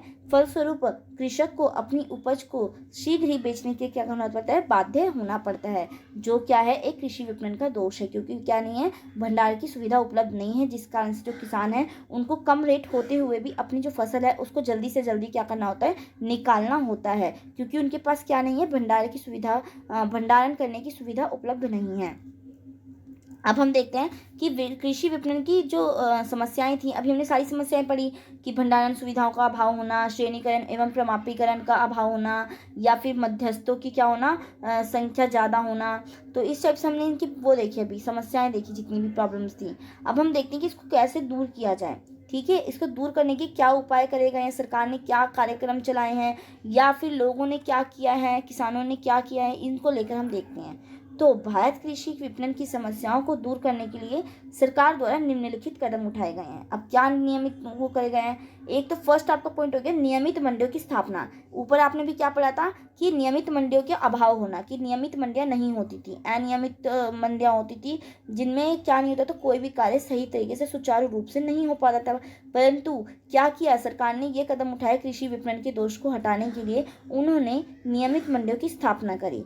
तो जैसे फर्स्ट में लिखा है कि कृषि विपणन की समस्याओं से बचने के लिए सबसे प्रमुख उपाय नियमित मंडियों की स्थापना है, जहां पर किसान अपनी उपज को उचित मूल्य पर क्या कर सकता है, बेच सकता है। और आज देश में लगभग 7,762 मंडियां काम कर रही हैं। तो जो 7,762 जो मंडियां है ना, इस टाइम पे क्या करती हैं, वर्क करती हैं। और सरकार ने क्या किया, एक नियमित मंडियों की स्थापना करी है, जिससे कि क्या कर सके किसान, कि अपनी जो फसल है उनका क्या कर सके, अच्छे से वो कर सके, अच्छी कीमत उसकी प्राप्त कर सके, जो भी उन्होंने उपज जो पैदा करी है उनको उसकी सही कीमत मिल सके। इसका सरकार क्या कर रही है, ध्यान रख रही है। तो ये क्या कर रही है, इससे क्या हो रहा है, कृषि विपणन के जो दोष है, जो समस्याएं हैं वो नष्ट हो रही हैं। नेक्स्ट है श्रेणी एवं विभाजन एवं प्रमापीकरण, कि श्रेणी विभाजन एवं प्रमापीकरण, अब इस टाइप की भी उन्होंने क्या कहा, इसका अभाव था। अब इसको भी क्या करेगी सरकार, ठीक करेगी। मतलब कि कृषि पदार्थों की श्रेणी विभाजन एवं प्रमापीकरण हो जाने से विदेशी बाजार में ख्याति बढ़ती है तथा किसान को उचित मूल्य मिल पाता है। अगर आप किसी भी प्रोडक्ट को अच्छे से पहले से ही जांच पड़ताल कर लें, उसका विभाजन कर लें कि कौन सी जो प्रोडक्ट है वो अच्छे हैं, कौन से प्रोडक्ट बेकार हैं, और फिर उसको बेचेंगे मंडियों में, तो एक तो आपकी भी ख्याति बढ़ेगी, आपकी वाहवाही होगी बाजार में। जो भी हमारे जैसे इंडिया के जो भी प्रोडक्ट होंगे, अगर कहीं पर बाहर जाते हैं तो उसकी भी क्या होगी, एक तो वो होती है, तारीफ होती है, और सही, और आपको क्या मिल पाएगा, सही दाम भी मिल पाएगा। परंतु पहले क्या होता था, जो किसान होते थे वो उनकी मिलावट करके और फिर उसको बेचते थे, तो उससे क्या होता था, उनको एक तो सही रेट नहीं मिल पाता था, जो सही उचित जो मूल्य है वो उनको प्राप्त नहीं हो पाता था, और साथ ही साथ इससे जो वो था उनका उनकी जो बुराइयां थी, जो निंदा थी, वो भी होती थी। तो यही कहा गया है कि तथा किसान को उचित मूल्य मिल जाता है और बाजार का विस्तार भी होता है। जब अगर अच्छे तरीके से आप प्रमाणीकरण करेंगे तो विदेशी बाजार में आपकी ख्याति बढ़ती है और किसानों को उनका मतलब जो रेट है उचित जो वो है पैसे हैं वो भी मिल पाते हैं और बाजार का विस्तार भी होता है तथा उपज की किस्म में उन्नति होती है। अतः अत्यधिक कृषि पदार्थों के लिए प्रमाप स्थापित किए जाने चाहिए। इन संबंध में सरकार द्वारा कृषि उपज अधिनियम क्या किया गया है, पारित किया गया है। तो इसका भी सरकार ने क्या किया, इसको भी सुधारा है सरकार ने। जो विभाजन एवं प्रमापीकरण का जो अभाव था इनको भी ठीक किया है। तो ये कार्यक्रम चलाया है। एक तो क्या कार्यक्रम चलाया, फर्स्ट क्या था आपका, नियमित मंडियों की स्थापना करी है। अब हम थर्ड पॉइंट देखते हैं कि कैसे हम कृषि विपणन की जो समस्याएं हैं उसको दूर कर सकते हैं। तो थर्ड पॉइंट में आ जाता है प्रमाणिक बाट एवं नाप तोल का यूज़ करना। कि आप देखते थे कि पहले जब अनियमित मंडियां थी तो उसके अंदर नाप तोल के उसमें तराजू में भी गड़बड़ होती थी, दोष होता था उसके अंदर। परंतु सरकार ने क्या किया कि एक प्रमाणिक बाट का यूज़ किया जाने लगे, तमाम नाप तोल का जो एक सही माध्यम है उसका प्रयोग किया जाने लग गया। कृषि विपणन में सुधार के लिए यह आवश्यक है कि प्रमाणित बाट व नापतोल में काम लाई जाए। मतलब कि तेज जो उचित बाट का यूज़ किया जाता है उसका यूज़ किया जाना चाहिए, जिससे कि कृषक के साथ धोखा ना किया जा सके। और इस संबंध में मीट्रिक प्रणाली अपनाई गई है। ठीक है, उसके अंदर मीट्रिक प्रणाली का यूज़ किया गया है कि जिससे कि क्या ना हो, किसानों को धोखा ना दिया जा सके और सही तरीके से नापतोल का यूज़ किया जा सके नापतोल के लिए। तो ये नापतोल के अंदर जो मीट्रिक प्रणाली है ये इसी के क्षेत्र के अंदर एक प्रणाली होती है। ठीक है, अब हम देखते हैं कृषि विपणन के उसमें कि कैसे उसकी जो समस्याएं हैं, जो बुराइयां हैं, जो दोष हैं, उसको कैसे कम किया जा सकता है। तो इसके अंदर क्या किया जाए, विपणन सूचनाओं का प्रकाशन। अब विपणन सूचनाएं क्या है, इसके अंदर मतलब ये है ना कि जो विपणन का मतलब तो आपने देख लिया, कृषि विपणन हो गया तो कृषि के रिलेटेड जितने भी कार्यक्रम होते हैं, जितने भी प्रोसेस होते हैं आपका, जब तक आपको उपभोक्ताओं तक आप अपना माल नहीं पहुंचा देते, जब तक की प्रक्रिया को हम विपणन कहते हैं। तो यही है ना कि विपणन सूचनाओं का प्रकाशन एवं प्रसारण किया जाना चाहिए, जिससे कि जो कृषक को कृषि पदार्थों एवं मूल्यों से संबंधित बातों की जानकारी हो सके। आज के टाइम पे आप देखते होंगे कि टीवी के अंदर क्या हो जा रहा है, टेलीविजन के अंदर आपको सारी सूचनाएं प्रोवाइड हो जाती है कि हाँ आजकल के गेहूं के रेट इस टाइप से चल रहे हैं, गेहूं को इतने सरकार ने न्यूनतम उनकी जो सीमा है, मतलब कि जो न्यूनतम कीमत रखी गई है वो इस टाइप से है। तो जो किसान होते हैं अगर वो इन सब चीज़ों के बारे में जागरूक रहेंगे तो वो अपनी जो फसल है उसका उचित दाम क्या कर पाएंगे, प्राप्त कर पाएंगे, जिससे क्या होगा, कृषि विपणन की जो समस्याएं हैं, जो प्रॉब्लम्स हैं, जो दोष हैं, वो क्या हो सकेंगी, दूर हो सकेंगी। तो इसके अंदर यही कहा गया है कि वो क्या नहीं कर पाएंगे, उसको धोखा नहीं दिया जा सकेगा फिर इस किसानों को। और इसके लिए हाल ही में अखिल भारतीय बाजार समाचार सेवा का भी क्या किया गया है, गठन किया गया है। तो इसके लिए अखिल भारतीय बाजार के जो समाचार हैं इनका गठन किया गया है, जिससे कि कृषकों को सारी इन्फॉर्मेशन दी जा सके, कृषकों को इनके बारे में अवेयरनेस हो सके, उनको जागरूकता बढ़ाई जा सके, उनको कि किस टाइप से खेती की जानी चाहिए, या फिर खेती के जो प्रोडक्ट है उनको किस मूल्य पर उनको बेचा जाना चाहिए, क्या मूल्य सरकार द्वारा निर्धारित किया गया है। तो इन सब चीज़ों की नॉलेज रहेगी तो क्या होगा, उनको कोई भी प्रॉब्लम नहीं होगी। और इस कारण से जो कृषि विपणन की जो समस्याएं हैं, जो कृषि विपणन की जो विधियां हैं वो सुचारू रूप से हो सकेंगी। नेक्स्ट है भंडार गृहों की सुविधा, कि क्या कोई जानी चाहिए, जो भंडार गृह का अभाव था समस्याओं के अंदर हमने क्या पढ़ा था कि भंडार गृहों का अभाव मतलब कमी होना, अभाव मतलब होता है कमी होना।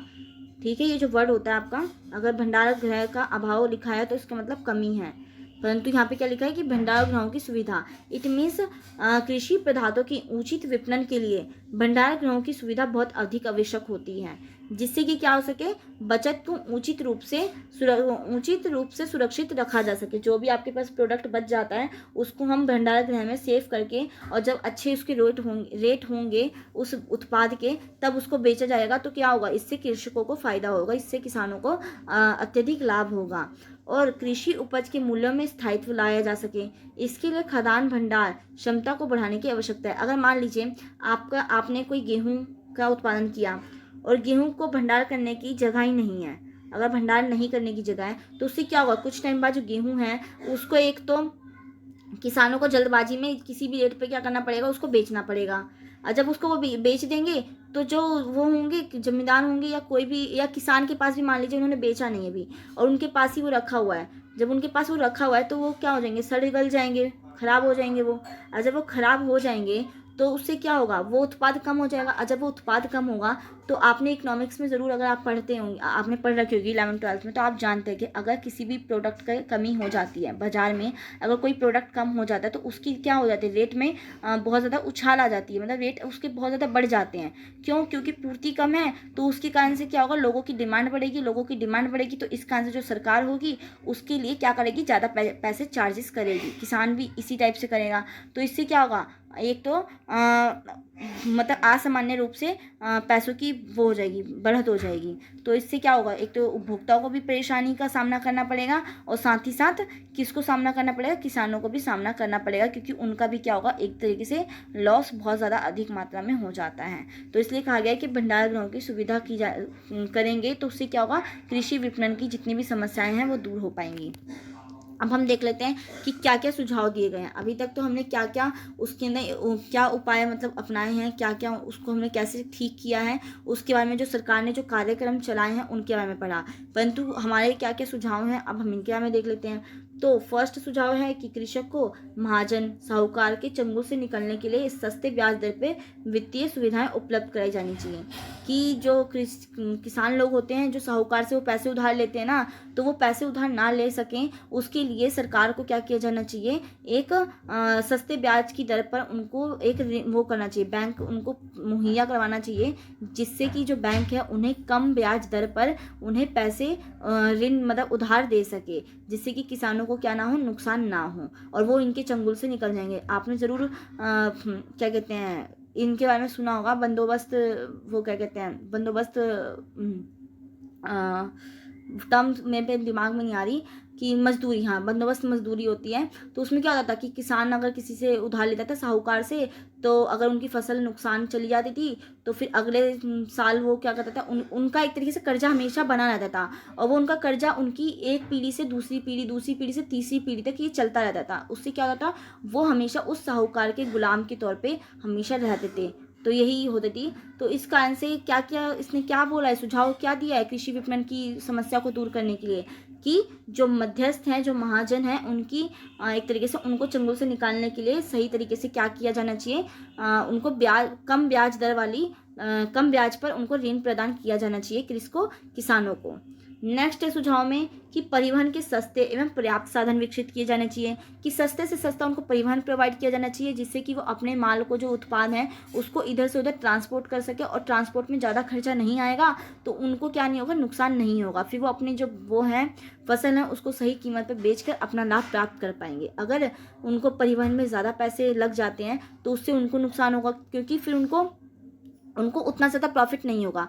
मान लीजिए कि कोई सामान आपने 50 रुपये का था, 50 रुपये में अगर आपने ट्रैवलिंग करके आपको 10 रुपये उस पर ट्रैवलिंग है, कि वो सामान आपका कितने रुपये में बन गया, 60 रुपये में, परंतु मार्केट में आपको उसके लिए सिर्फ 85 रुपये मिल रहे हैं, तो आपका तो 10 रुपये का क्या हो रहा है, लॉस हो रहा है। परंतु अगर वही परिवहन आपका सस्ता होता, मान लीजिए 50 रुपये का उत्पाद था, आपका परिवहन आपको सिर्फ 2 रुपये का पड़ा, तो उससे क्या होगा, सिर्फ आपका जो उत्पाद होगा वो 52 रुपये का होगा। और जब 52 रुपये का होगा, अगर बाजार में आपको उसके लिए 60 रुपीज़ ईजिली मिल रहे हैं, तो आपका 8 रुपये का क्या हो रहा है, आपको प्रॉफिट हो रहा है। तो इस टाइप से क्या होना चाहिए, सस्ते से सस्ता परिवहन उपलब्ध किया जाना चाहिए। तो इससे भी क्या होगा, कृषि विपणन को सुधारा जा सकता है। इसका एक ये भी सुझाव है। नेक्स्ट है नियमित मंडियों की अत्यधिक संख्या में स्थापना की जाए, कि नियमित मंडियाँ होंगी तो उससे कोई भी क्या नहीं होगा, मतलब फ्रॉड होने का कोई भी रीज़न नहीं बन पाएगा, कोई भी चीट नहीं कर पाएगा, किसानों को कोई भी धोखा नहीं दे पाएगा। नेक्स्ट है मंडियों में बाटों का नियमित रूप से निरीक्षण किया जाना चाहिए, कि हमेशा सरकार को ये ध्यान रखना चाहिए कि मंडियों में जाकर पुलिस को हमेशा जायज़ा करना चाहिए कि कोई भी बाटे के उसमें नाप तोल के उसमें कोई गड़बड़ी तो नहीं है, कोई उसको चीट तो नहीं कर रहा किसानों को, या फिर कोई भी उत्पाद ऐसा तो नहीं है ना कि वो नाप तोल में गड़बड़ी करके और किसानों से ज़्यादा उत्पाद ले लेता है और कम पैसे दे देता है। तो इन सब चीज़ों का भी जायज़ा करते रहना चाहिए। तो ये एक सुझाव है कृषि विपणन की समस्या को दूर करने के लिए। नेक्स्ट है व्यापक स्तर पर भंडार एवं गोदाम बनाए जाने चाहिए, मतलब वही बात कही गई है कि भंडार गृह का सुविधा उपलब्ध कराई जानी चाहिए। 6th पॉइंट आपका कि कृषि उपज की बिक्री के लिए स्थान स्थान पर सहकारी कृषि विपणन समितियों की स्थापना की जानी चाहिए।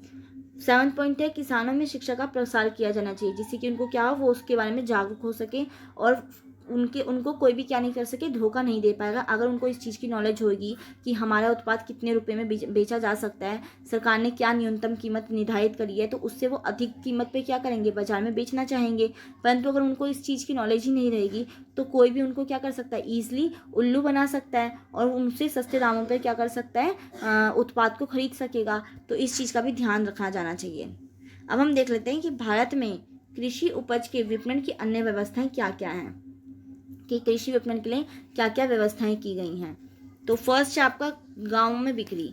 अब गाँव में बिक्री क्या है कि किसान अपनी उपज का बहुत बड़ा भाग गाँव में साहूकारों, महाजनों, बनिए, घूमते फिरते व्यापारियों, पेठों व हाटों में ही बेच देते हैं। कि जो किसान है ना, उनको इस चीज़ का ध्यान, मतलब इसमें यही बात कही गई ना कि हमें इस टाइप की व्यवस्था की जानी चाहिए ना कि वो गांव में ही ओनली उसकी बिक्री ना कर सके।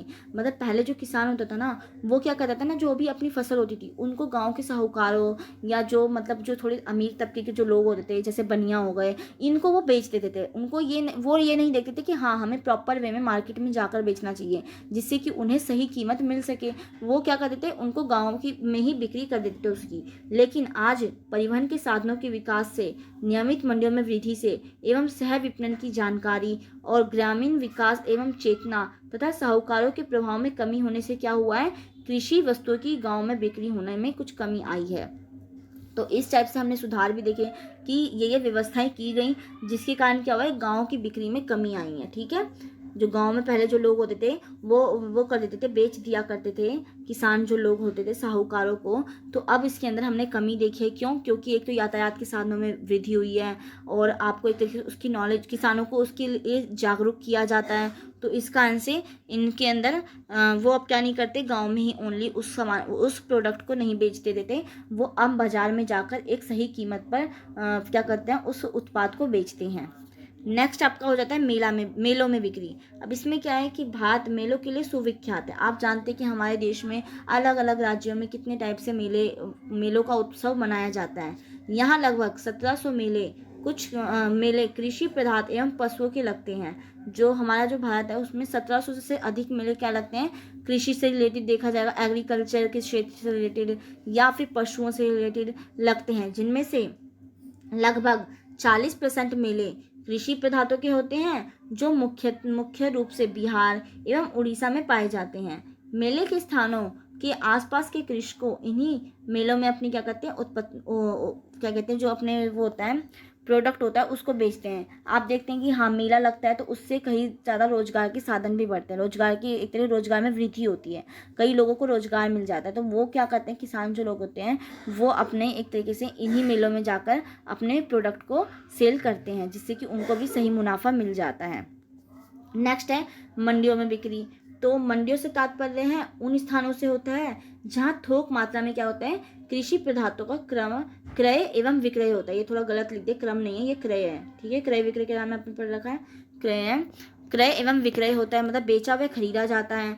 यह मंडियां दो प्रकार की होती हैं, एक तो नियमित मंडियां और एक अनियमित मंडियां। मैंने दोनों मंडियों को आपको अभी इसी क्लास में करवाया है। आपको अगर नहीं समझ में आया होगा, आपको वैसे याद होगा कि नियमित मंडियां क्या है और अनियमित मंडियां क्या है। जिनको पता होगा मुझे कमेंट सेक्शन में ज़रूर लिखना है कि नियमित मंडियां क्या है और अनियमित मंडियां क्या है। वैसे तो मैंने आपको ऊपर बता दिया था। अब हम देखते हैं सहकारी समितियों के माध्यम से बिक्री। तो अभी तक हमने क्या क्या देखा कि भारत में कृषि उपज के लिए जो अन्य व्यवस्थाएं अपनाई गई हैं वो क्या क्या हैं। तो फोर्थ इसी में पॉइंट आ जाता है कि सहकारी समितियों के माध्यम से बिक्री। तो सहकारी समितियां क्या होती हैं, जो कि बहुत सारे जो किसान होते हैं वो मिलकर क्या करते हैं, अपने उत्पाद को बेचते हैं। मान लीजिए कि आपके पास 1 क्विंटल वो है गेहूं है, ठीक है, आपके पास 1 क्विंटल गेहूं है। ऐसे ही दूसरे किसान है उसके पास 5 क्विंटल गेहूं है, तीसरा किसान है उसके पास 8 क्विंटल है, किसी के पास आधा क्विंटल है। तो इस टाइप से वो चारों पांचों किसान जो मिलकर अपने क्या करते हैं, उत्पाद को इकट्ठा होकर बेचते हैं। तो उनको क्या होता है, प्रॉफिट सही मायने में होता है, मतलब कि वो अपने उत्पाद का सही मूल्य प्राप्त कर पाते हैं। तो यही है कि सहकारी समितियां अपने सदस्यों से कृषि उत्पादन एकत्रित करती हैं और फिर उसको ले जाकर बड़ी बड़ी मंडियों में बेचती हैं। ऐसा करने से उनके सदस्यों में को अपनी उपज का क्या मिल पाता है, उचित मूल्य मिल जाता है। जैसे कि मैंने आपको बताया कि जब इकट्ठा होगा कोई भी प्रोडक्ट आप बेचेंगे तो उससे आपको क्या होगा, ज़्यादा से ज़्यादा प्रॉफिट होता है। तो उनको उसका क्या मिल पाता है, एक अच्छा मूल्य प्राप्त हो पाता है। आज लगभग 9,000 सहकारी समितियां काम कर रही हैं, जिनके माध्यम से कृषकों को अपनी उपज को बेचकर उनकी सही कीमत प्राप्त कर लेते हैं। वो अपनी इस टाइप से क्या कर पाते हैं, उनको सही कीमत प्राप्त हो जाती है। जो छोटे किसान होते हैं उनको भी अपने जो उत्पाद होता है, चाहे कम ही उनका उत्पाद है, उनको उसका सही रेट मिल पाता है, और चाहे बड़े किसान हो गए उनको तो वो मिल ही जाता है। तो इस टाइप से दोनों टाइप के जो किसान होते हैं, छोटे किसान या बड़े किसान या किसी भी प्रकार के जो किसान होते हैं, उनको अपने उत्पाद का अच्छा मूल्य प्राप्त हो पाता है सहकारी समिति के माध्यम से। तो इसमें यही बात लिखी गई है कि जिनके माध्यम से कृषकों को अपनी उपज को बेचकर उसकी सही कीमत प्राप्त कर पाते हैं।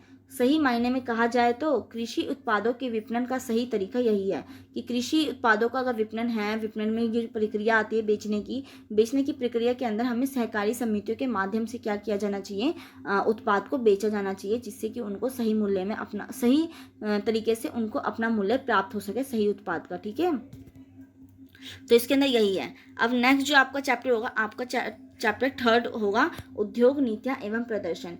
आई होप आपको ये जितना भी आपका यूनिट 2 है वो मैंने कंप्लीट करवा दिया है, आपको कोई प्रॉब्लम नहीं होगी। अगर आपको कुछ भी प्रॉब्लम होती है, कोई ऐसी टर्म्स होती हैं जो छूट जाती हैं, जैसे आपको मान लीजिए मैंने विपणन का मतलब ही नहीं बताया, तो अगर मेरे से कुछ पॉइंट्स, अगर कुछ भी वर्ड आपसे मेरे से छूट जाता है तो आप मुझे कमेंट सेक्शन में कमेंट करके पूछ सकते हैं। बाकी आपको वैसे तो मेरे अकॉर्डिंग कोई प्रॉब्लम नहीं होनी चाहिए, अगर फिर भी होती है तो आप मुझे कमेंट सेक्शन में कमेंट करके पूछना। अगर उसके लिए मुझे नई वीडियो बनानी पड़ जाए तो मैं उसके लिए नई वीडियो बना दूंगी, बाकी अदर मैं कमेंट सेक्शन में आपको रिप्लाई देने की ज़रूर कोशिश करूँगी। And thank you so much इस वीडियो को एंड तक देखने के लिए। अब हम मिलते हैं नेक्स्ट वीडियो में, जब तक के लिए बाय। और हाँ, इसको शेयर करना बिल्कुल भी ना भूलें, जिससे कि मुझे भी थोड़ा मोटिवेशन मिल सके। अगर आप देखेंगे तो मुझे भी थोड़ा सा रहेगा ना कि हाँ, आपको कितनी नीड है इस चीज़ की, और आपको चीज़ें समझ में आ रही हैं कि नहीं आ रही। कई बच्चे होते हैं कि वीडियो तो देखते हैं, वीडियो को पूरा भी देखते हैं, बट वो जैसे होता है ना कि मैं सब्सक्राइब करने का बोलना भूल जाती हूँ, क्योंकि मैं सब्सक्राइब करने का कभी नहीं बोलती। मेरी वीडियोस आप जितनी भी देखेंगे, मैंने बीच में कभी भी सब्सक्राइब करने के लिए या लाइक करने के लिए कुछ भी नहीं ऐसा बोला होता। तो इससे कई बच्चों का, क्योंकि बच्चे वीडियोस देखते हैं फ्लुएंट में पूरी वीडियो तो देख लेते हैं, बट सब्सक्राइब एवं लाइक करना भूल जाते हैं। तो आप ये करना ना भूलें। And thank you so much once again, आपने इस वीडियो को एंड तक देखा इसके लिए।